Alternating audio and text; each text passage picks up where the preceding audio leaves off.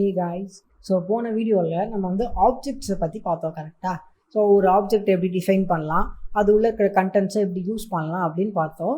இப்போது நீங்கள் இந்த console.log பார்த்தீங்கன்னாலே தெரியும். இப்போ நம்ம வந்து console.log பண்ணுறோம் அப்படின்னா இது ஒரு ஃபங்க்ஷன் அப்படின்னு நமக்கு தெரியும் கரெக்டாக. பட் இதை எப்படி வந்து கொண்டு வராங்க, இப்போது கன்சோல் என்னமோ இருக்குது, டாட் போட்டால் எப்படி வந்து ஒரு ஃபங்க்ஷனை கொண்டு வராங்க, அது எப்படி பண்ணுறாங்க அப்படின்னு நமக்கு இது வரைக்கும் தெரியாது கரெக்டாக.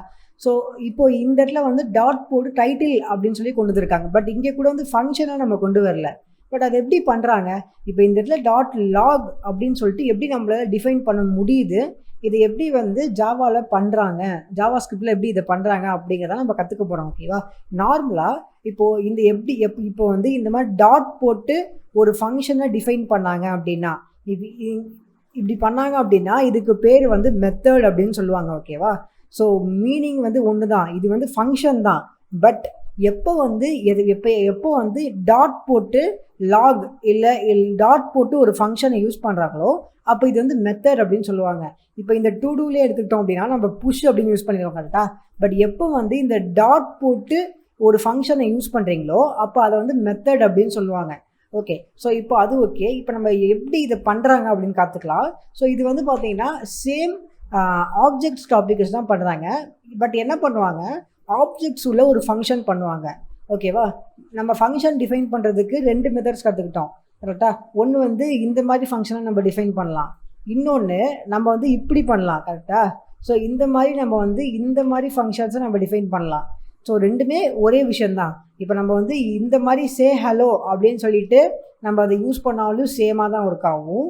இதே ஒரு வேரியபிள் டிக்ளேர் பண்ணிவிட்டு அது உள்ள ஒரு ஃபங்க்ஷனை போட்டு அந்த வேரியபிளை கூட நம்ம ஃபங்க்ஷனாக யூஸ் பண்ணலாம் அப்படின்னு சொல்லி நம்ம 2 வெரைட்டிஸ் கற்றுக்கிட்டோம் கரெக்டாக. ஸோ அதே மாதிரி ஒரு கான்செப்டில் தான் இதுவும் வரும். எப்படி அப்படின்னா ஒரு ஆப்ஜெக்டை டிஃபைன் பண்ணிடுவாங்க. அந்த ஆப்ஜெக்ட் உள்ள என்ன பண்ணுவாங்க, ஃபஸ்ட்டு வந்து அந்த ஃபங்க்ஷனுக்கு ஒரு நேம் கொடுப்பாங்க. இப்போ எக்ஸாம்பிளுக்கு பிரிண்ட் ப்ரைஸ் அப்படின்னு சொல்லி நான் வந்து ஒரு டிஃபைன் பண்ணுறேன் அப்படின்னா இது உள்ளே என்ன பண்ணுவாங்க, எந்த ஒரு டேட்டாவும் போடாமல் இது உள்ளே வந்து ஃபங்க்ஷனை டிஃபைன் பண்ணுவாங்க. இப்போ நம்ம வந்து இங்கே வந்து மேலே வந்து டேட்டா போட்டிருக்கோம் கரெக்டாக. இந்த மாதிரி டேட்டா போடாமல் என்ன பண்ணுவாங்க, ஒரு ஃபங்க்ஷனை டிஃபைன் பண்ணுவாங்க. எப்படின்னா ஃபங்க்ஷன் அப்படின்னு சொல்லிட்டு, பட் அந்த ஃபங்க்ஷனுக்கு நேம் கொடுக்க மாட்டாங்க. பிகாஸ் வந்து இந்த மெத்தட் யூஸ் பண்ணுவாங்க. ஆல்ரெடி வந்து இது வந்து ஒரு ஃபங்க்ஷன் நேம் மாதிரி கன்சிடர் பண்ணிவிட்டு இந்த இடத்துல வந்து ஒரு ஃபங்க்ஷனை யூஸ் பண்ணுவாங்க.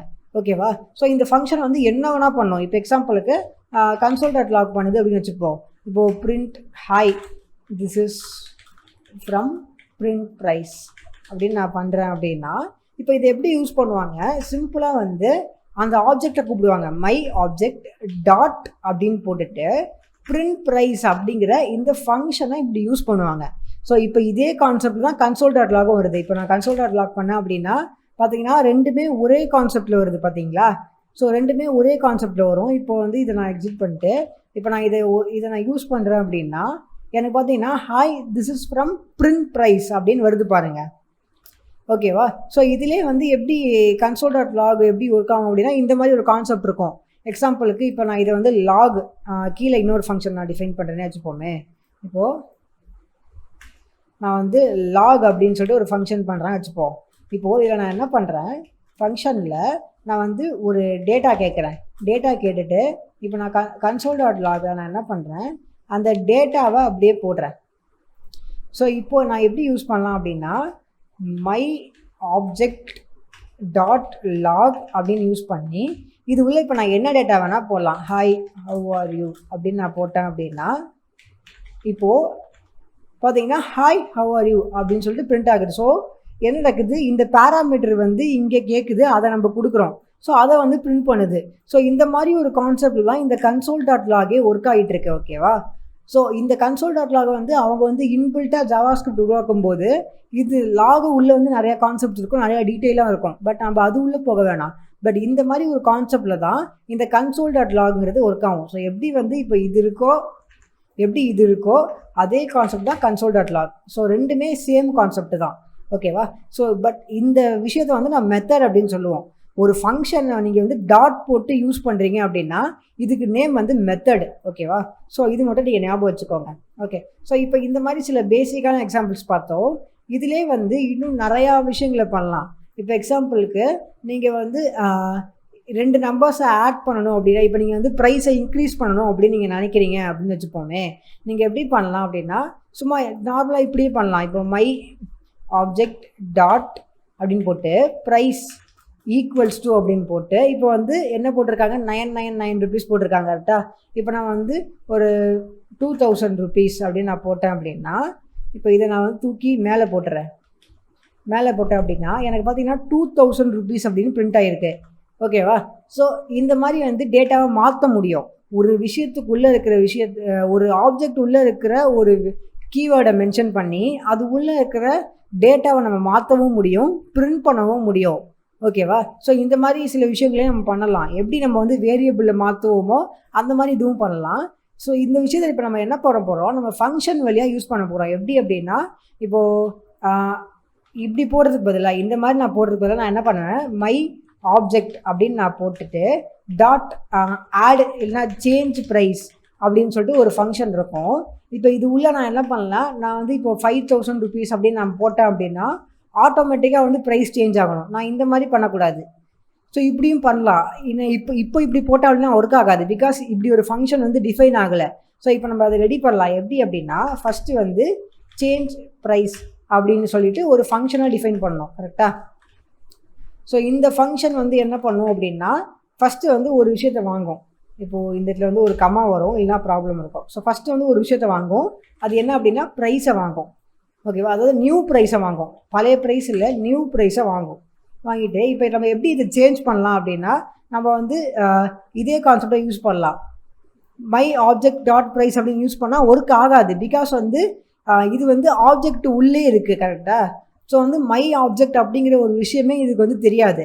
ஸோ தெரியாதனால இது யூஸ் பண்ண முடியாது. பட் ப்ரைஸ் ஈக்குவல் டு 2000 அப்படின்னு நம்ம போட்டோம் அப்படின்னா மாறதுக்கு சான்ஸே கிடையாது. ஈவன் நம்ம இதை இப்படி கூட போடலாம், நியூ ப்ரைஸ் அப்படின்னு கூட போடலாம்.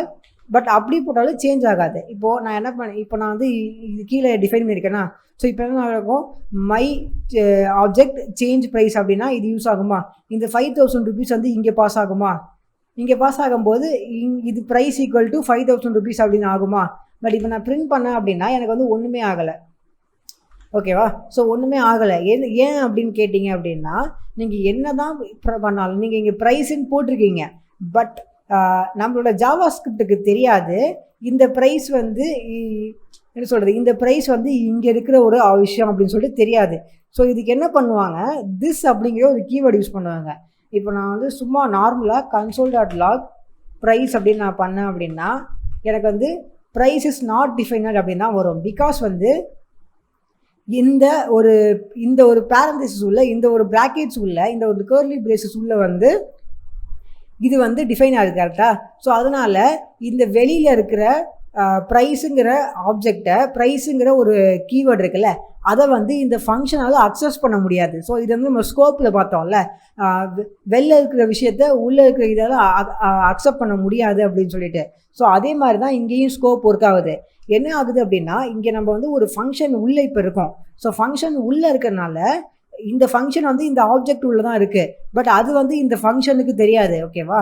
ஸோ ஃபங்க்ஷனுக்கு வந்து இப்போ என்ன பிரச்சனை அப்படின்னா, ப்ரைஸ் அப்படிங்கிறது வெளில ஒன்று இருக்குது அப்படின்னு சொல்லிட்டு இந்த ஃபங்க்ஷனுக்கு தெரியல.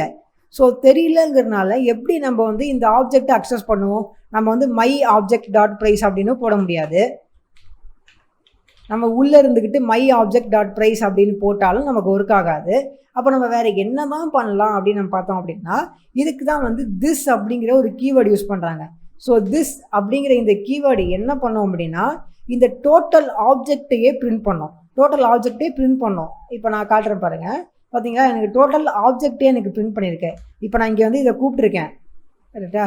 இங்கே நான் இதை கூப்பிட்ருக்கேன். அதனால டோட்டல் ஆப்ஜெக்டே எனக்கு பிரிண்ட் பண்ணுது. ஸோ இந்த திஸ்ஸுங்கிற கீவேர்டு வந்து உங்களுக்கு நிறையா குழப்பமாக இருக்கலாம். அது எப்படி வந்து நான் இங்கே திஸ்ன்னு மென்ஷன் பண்ணேன் அப்படின்னா இது வந்து டோட்டலாக பிரிண்ட் பண்ணுது அப்படின்னு சொல்லிட்டு உங்களுக்கு நிறையா குழப்பம் வரலாம். பேசிக்காக நீங்கள் புரிஞ்சுக்க வேண்டியது என்ன அப்படின்னா, இந்த திஸ்ஸுங்கிற கீவேர்டு என்ன பண்ணும் அப்படின்னா, ஃபஸ்ட்டு வந்து இந்த ஃபங்க்ஷன் வெளில போய் பார்க்கும். இந்த ஃபங்க்ஷன் வெளில போய் என்னன்னு பார்க்கும் அப்படின்னா, நான் வந்து வெளில கொடுக்கப்பட்ட ஃபங்க்ஷனாக, அதாவது வெளில நான் வந்து இந்த மாதிரி நான் வந்து யாரோட ஹெல்ப்பும் இல்லாமல் டிஃபைன் பண்ணப்பட்ட ஒரு ஃபங்க்ஷனா அப்படின்னு சொல்லிட்டு போய் பார்க்கும். அப்படி பார்க்கும்போது இது வந்து என்ன தெரிஞ்சுக்கும் அப்படின்னா, நான் வந்து ஒரு ஆப்ஜெக்ட் உள்ளே இருக்கேன் அப்படின்னு சொல்லிட்டு அது வந்து தெரிஞ்சுக்கும். ஓகேவா? ஸோ தெரிஞ்சுக்கிறனால இந்த ஆப்ஜெக்ட் உள்ளே இருக்கிறனால இந்த ஆப்ஜெக்ட் தான் இதுக்கு வந்து பேரண்ட். ஓகேவா? ஸோ பேரண்ட் அப்படின்னு சொல்லுவாங்க. ஸோ அந்த ஆப்ஜெக்டை அப்படியே பிரிண்ட் பண்ணோம். ஓகேவா? அந்த ஆப்ஜெக்ட் வெளிலலாம் பார்க்காது, அந்த ஆப்ஜெக்ட் வெளில போய் பார்க்காது. வெளில போய் பார்க்காம அந்த ஆப்ஜெக்டை அப்படியே பிரிண்ட் பண்ணோம். சிமிலர் டு நம்ம இப்படி யூஸ் பண்ணுற மாதிரி மை ஆப்ஜெக்ட் டாட் ப்ரைஸ் அப்படின்னு யூஸ் பண்ணுறோம்ல. ஸோ அதே தான் இதுவும் பண்ணோம். இப்போ மை ஆப்ஜெக்டை நம்ம பிரிண்ட் பண்ணோம் அப்படின்னா நமக்கு என்ன கிடைக்கும்? இப்போ நான் கன்சோல் டாட் லாக் பண்ணுறேன். மை ஆப்ஜெக்ட் அப்படின்னு சொல்லி நான் அதை டோட்டலாக பிரிண்ட் பண்ணேன் அப்படின்னா, இப்போ நான் இதை வந்து நான் ஆஃப் பண்ணிடுறேன், கமெண்ட் பண்ணிடுறேன். மை ஆப்ஜெக்ட் பிரிண்ட் பண்ணனா எனக்கு அந்த ஆப்ஜெக்ட் டோட்டலாக பிரிண்ட் ஆகுது. இப்போ அதே விஷயத்த நான் இங்கே பண்ணேன் அப்படின்னா எனக்கு அதுதான் நடக்குது. 2 வாட்டி ஆப்ஜெக்ட் பிரிண்ட் ஆகிருக்கு. எப்படி அப்படின்னா இந்த திஸ் கீவேர்டு. ஸோ இந்த திஸ் கீவேர்டு பேசிக்காக என்ன பண்ணுது? ஃபங்க்ஷனுக்கு வெளில போய் பார்க்குது. நான் வந்து ஒரு ப்ரைவேட்டான இந்த மாதிரி ஒரு ஃபங்க்ஷனா இல்லை நான் வந்து ஒரு ஆப்ஜெக்ட் உள்ளே இருக்கேனா அப்படின்னு சொல்லி பார்க்குது. ஸோ பார்க்கும்போது அது வந்து ஒரு ஆப்ஜெக்ட் உள்ளே இருக்குது. கரெக்டாக? ஸோ ஆப்ஜெக்ட் உள்ளே இருக்கனால இந்த ஆப்ஜெக்டோட வேல்யூ வேல்யூ வந்து என்ன வேணால் இருக்கலாம். அந்த வேல்யூ வந்து அப்படியே வந்து இந்த திஸ் கீவேர்டு உள்ளே வச்சுக்குது. பார்த்தீங்கன்னா இங்கேயே காட்டுது பாருங்க. ஸோ இந்த திஸ் கீவேர்டு உள்ளே வச்சுக்குது. ஓகேவா? ஸோ இதான் பண்ணுது. கிட்டத்தட்ட வந்து இந்த மை ஆப்ஜெக்ட்டுக்கு ரிலேட்டடானது. ஓகேவா? ஸோ இப்போ நம்ம என்ன பண்ணலாம்? நமக்கு மை ஆப்ஜெக்ட் டாட் ப்ரைஸ் அப்படின்னு போட்டு நம்ம மாற்றலாம். கரெக்டாக? இப்போ நான் இங்கே வந்து பண்ணலாம். எப்படின்னா my object dot price equal to 2000 அப்படின்னு மாற்றலாம். இப்போ நான் என்ன பண்ண போகிறேன்? அதே விஷயத்த பண்ண போகிறேன். பட் இப்போது திஸ் டாட் போட்டு பண்ண போகிறேன். பிகாஸ் வந்து திஸ் அப்படிங்கிற கீவேர்டு உள்ள என்ன இருக்கும் அப்படின்னா என்னோடய ஆப்ஜெக்டோட எல்லா டேட்டாவும் இருக்கும். கரெக்டாக? So this dot price equals to நான் வந்து டிஃபால்ட்டாக போடாமல் நியூ ப்ரைஸ் அப்படின்னு நான் போட போகிறேன். இப்படி போடுறதுனால என்ன நடக்கும்? யூசர் வந்து ஒரு ப்ரைஸை டிஃபைன் பண்ணுவாங்க. அந்த ப்ரைஸுக்கு ஆட்டோமேட்டிக்காக சேஞ்ச் ஆகிடும். கரெக்டாக? இப்போ நான் இதை தூக்கி வந்து இதுக்கு மேலே போடுறேன். இப்போ இது பிரிண்ட் ஆகும்போது எனக்கு ஆப்ஜெக்ட் ப்ரைஸ் வந்து 2000 rupees இல்லாமல் 5000 rupeesனு பிரிண்ட் ஆகும். பார்த்தீங்கன்னா எனக்கு 5000 rupeesனு பிரிண்ட் ஆகிருக்கு. ஸோ பேசிக்காக இந்த திஸ்ஸுங்கிற கீவேர்டு வந்து வெளில போய் பார்க்கும். ஆப்ஜெக்ட் அப்படின்னா அந்த ஆப்ஜெக்டோட டேட்டா பேஸை அப்படியே எடுத்து காட்டும். ஓகேவா? ஸோ நீங்கள் பேசிக்காக இதை கன்சோல் டாட் லாக் இன்னொரு நீங்கள் புரியல அப்படின்னா என்னுடைய கன்சோல் டாட் லாக் பண்ணி பாருங்கள். திஸ்ஸுங்கிற கீவேர்டு அப்படியே கன்சோல் டாட் பண்ணிங்க அப்படின்னா டோட்டல் டேட்டாவே அப்படியே பிரிண்ட் பண்ணுது, டோட்டல் ஆப்ஜெக்டே பிரிண்ட் பண்ணுது. ஸோ இது பேசிக்காக இந்த டோட்டல் ஆப்ஜெக்டே பிரிண்ட் பண்ணோம். ஸோ அதில் இருந்துக்கிட்டு நம்ம வந்து டாட் போட்டு எடுத்துக்கலாம். ஓகேவா? இந்த கீவேர்டு வந்து பார்த்தீங்கன்னா நீங்கள் வந்து ஒரு ஆப்ஜெக்ட் உள்ளே இருக்கும்போது தான் யூஸ் பண்ண முடியும். ஓகேவா? ஒரு ஆப்ஜெக்ட் உள்ளே நீங்கள் வந்து ஒரு ஃபங்க்ஷன் உள்ளே இருக்கீங்க அப்படின்னா திஸ் கீவேர்டு யூஸ் பண்ணலாம். நீங்கள் இங்கே போயிட்டு திஸ் அப்படின்னு போட்டிங்க அப்படின்னா அதுக்கு வந்து என்னன்னே தெரியாது, அன்டிஃபைனட். பிகாஸ் வந்து இப்போ இந்த திஸ் கீவேர்டு என்ன பண்ணி இங்கே நீங்கள் கொடுத்தனால இது என்ன பண்ணி பார்க்கும்? இந்த வெளில போய் பார்க்கும். வெளில போய் பார்க்கும்போது இது வந்து ஜஸ்ட் ஒரு பேசிக்கான ஸ்ட்ரிங்கு. ஸோ ஸ்ட்ரிங்கில் வந்து டைட்டில் அப்படின்னு எதுவுமே கொடுக்கல, அதனால ஒர்க் ஆகாது. பட் ஆப்ஜெக்ட் உள்ள வெளில போய் பார்க்கும்போது இது வந்து ஒரு ஃபங்க்ஷனில் இருக்கேன்னு தெரிஞ்சுக்கும். ஸோ ஃபங்க்ஷனுக்கு வெளில போய் பார்க்கும்போது ஒரு ஆப்ஜெக்டில் இருக்கேன்னு தெரிஞ்சுக்கும். ஸோ ஆப்ஜெக்டோட டேட்டாவை அப்படியே வந்து மென்ஷன் பண்ணோம். ஸோ இதை வந்து இந்த திஸ் கீவேர்டு பண்ணோம். உங்களுக்கு இப்போ வேணால் இந்த திஸ் கீவேர்டுங்கிறது வந்து நிறையா குழப்பம் இருக்கலாம். பட் ஃப்யூச்சரில் இந்த திஸ் கீவேர்டுங்கிறத நம்ம நிறையா விஷயத்துக்கு நிறையா வாட்டி யூஸ் பண்ணுவோம். அந்த டைமில் உங்களுக்கு வந்து பேசிக்காக உங்களுக்கு என்னென்ன குழப்பம் இருக்கோ எல்லாமே போயிடும். ஓகேவா? ஸோ இப்போ நீங்கள் புரிஞ்சிக்க வேண்டியது என்ன அப்படின்னா எப்படி நம்ம வந்து நம்மளோட ஓன் மெத்தடை எப்படி நம்ம டிஃபைன் பண்ணலாம் அப்படின்னு சொல்லி நீங்கள் தெரிஞ்சுக்கணும். ஸோ அதுக்கு தான் இந்த மெயினாக இதை வந்து ஃபோக்கஸ் பண்ணி பண்ணது. ஓகேவா?